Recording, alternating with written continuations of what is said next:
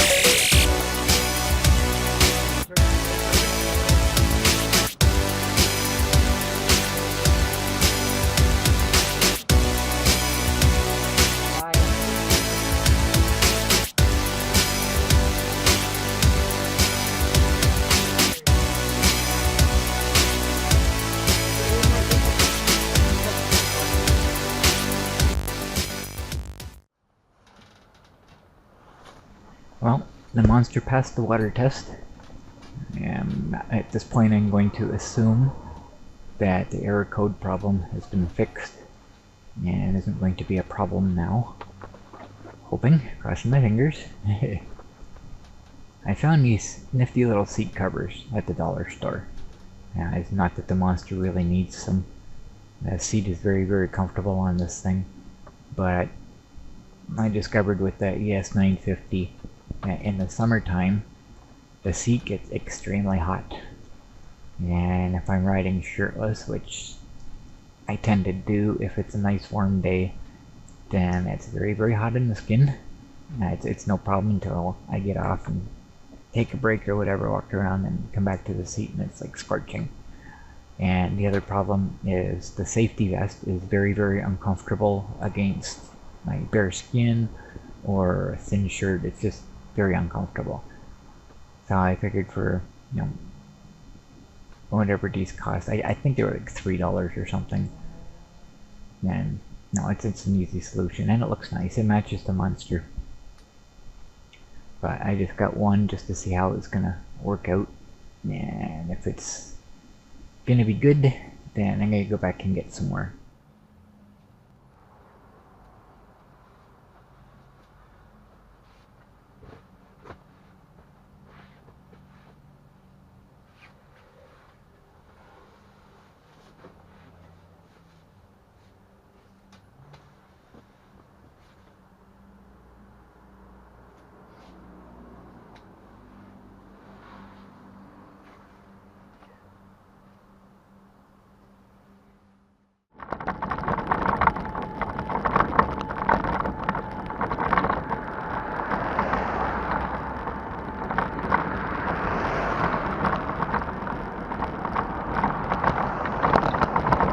there's rain in the forecast for later in the day today, so I wanted to get out and get my trail tour done before I did anything else. And after that, nothing else really matters for the day. I can work inside on my computer. But passing by the construction at the northeast end of town. I'm driving by, they're still out there working, doing a lot of digging. And today I discovered what they're doing. I cleared past the trees here, and there's a new billboard that's up, and it says Friendly Estates. So that tells me they're building a whole community out here. Expanding... yeah, I was gonna say Walmart. Expanding Hanover's boundaries. There we go. That's what I'm saying. And it'll probably be a nice place to live. But they cut down so many of these trees. It was such a nice place. But that's progress, right? So at least now I have an idea what's going on. And every time I go by, I'm just gonna look in, see what they're doing. And I'm not sure how the on-screen date and time got turned on, but when I do my videos each day, unless there's something specific that I'm looking for, I put it into the computer. I don't watch them until the time comes when I decide whether I'm using them for my YouTube videos or not. But apparently it's been on for a few days before I noticed it.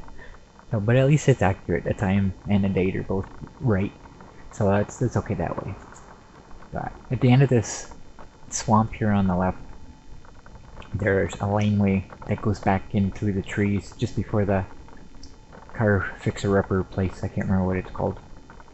And when I go by there, I look down the laneway, and there's all fresh dirt at the very end of it that I can see. So I'm assuming that whatever they're doing at the other end there with the construction, the community construction, I'm assuming it's expanded all the way past these trees.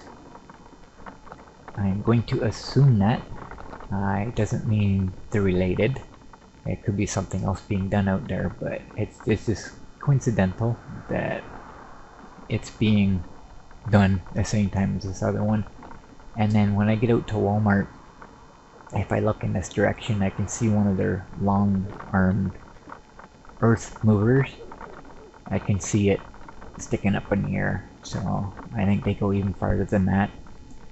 And after this car fixer-upper place, there's a house, and then there's a lot beside it. It used to be all trees, and it's all been cleared out. They did that, I don't remember if it was last year or the year before. I think it was the year before. And I'm just kind of wondering if they're gonna come around out into that part, and that's actually gonna be part of it. That'd be kind of neat, because then the cars would have more than one place to pull in and out of. Because at the top of the hill there, it's kind of... it would be a bad spot, I guess you could say. Basically, when you come across the bridge, the river bridge, right where the rail trail comes out to the road, that's where the speed changes. And you're coming into town, it changes to 50 kilometers per hour, which I believe is 35 miles per hour. And if you go in the opposite direction and you're going downhill, it goes up to 80 kilometers per hour. And that, I believe, is 60 or 65 miles per hour. No, that can't be right. Actually, I think it is. I think it's 60. It's been a while since I've done that conversion. But anyways, a lot of times when people come into town, they don't stop. They don't slow down until they get up over the hill. I know I used to all the time. When I had my big wagon, I'd do 90 kilometers per hour, and as soon as I get to the top of the first hill, I'd put it in neutral, and I'd coast down the hill and then come up across the bridge and up over the hill. By the time I get to the top of the hill, I'm doing 50. And then there's a little bit of a downhill where I just passed here, and that'll maintain my speed for a little bit until I get about the swamp area, and then I have to put it back in gear and start using the gas pedal again. So I know that a lot of people don't. I see that all the time. A lot of people speeding through there pretty quickly. But that's kind of a dangerous spot to be pulling in and out of. So, especially if you're, a truck pulling a big camper trailer or something, it takes a while to accelerate. So having a second entrance down in this area here would be really, really advantageous, I guess you could say. So it's kind of neat. But we'll have to wait and see what happens.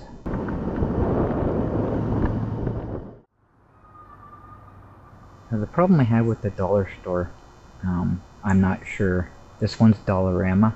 I'm not sure if all the dollar stores are like this, but if you find something that you like, you have to buy a whole bunch of them if you want more later, because there's no guarantee they're gonna have them again once they're sold out. There was a certain type of battery, I think it was, I was looking for one time, and that was the cheapest place, actually the only place I could find it. And I went to get one, I think, if I remember correctly, I think it was the remote shutter control for my Canon camera, if I remember correctly. I think that was the battery. But anyways, I asked one of the girls that was working there if they'd be getting any more in, and they don't know. They say we don't really have specific stock or whatever. They just get whatever they send them. So I don't know if all dollar stores are like that, but this one is. So now I kind of know if there's something I like, I need to buy a whole bunch of them. And Walmart's the same way, I found. Same thing with them. I start buying something that I like, and then all of a sudden they don't have it anymore. A really good example of that is, I believe they're called water enhancers. You have a bottle of water and you get this little pouch of powder you put in with it, and it's really different flavors and stuff. And they had one that I liked. I think it was tangerine grapefruit or grapefruit tangerine, something like that. But it was really, really good. It was the best one out of all the flavors, and it was even great value. It was a Walmart brand, and of course, I find that one that I like, and I go back to get more, and they no longer carry them. Their own brand, they don't carry anymore. Go figure, right? So I checked online. They're not even available online. The listing's still there for them, but they're just not available. So that's one thing that absolutely drives me nuts about Walmart. Is you find something you like, and then all of a sudden they don't carry it anymore. It's very, very annoying. So, anyways, kind of off track here. So I went back to the dollar store. The seat cushion's gonna work for me, so I went back to get another one. So if this one wears out or gets wet or something, I can change it. So what I did was I bought another gray one, and I bought 2 red ones, because I figured the Monster's already got red highlights on it. So if I get a seat cushion that's black with red, I figured it would match pretty good. Yeah, I was right. It actually looks kind of neat. I don't use it right away, but once I start, I really don't want to get too far ahead of myself here, but once I start doing work on the Monster, I start doing stuff a little bit later. I'm driving the ES950 pretty much constant now. There's nothing wrong with the Monster. I just have it apart, and rather than continuously taking the seat off and putting it back on, taking it off, putting it back on, I just left it off so I could do a whole bunch of things that I needed to do all at once. And then once I start driving the Monster again, everything's done, and I don't have to worry about it. That was what was happening. So it's not that I couldn't, I just chose not to. So anyways, I was using the BS950, and I ended up putting the safety vest on that seat, because, like I say, that's the only scooter I was driving at the time.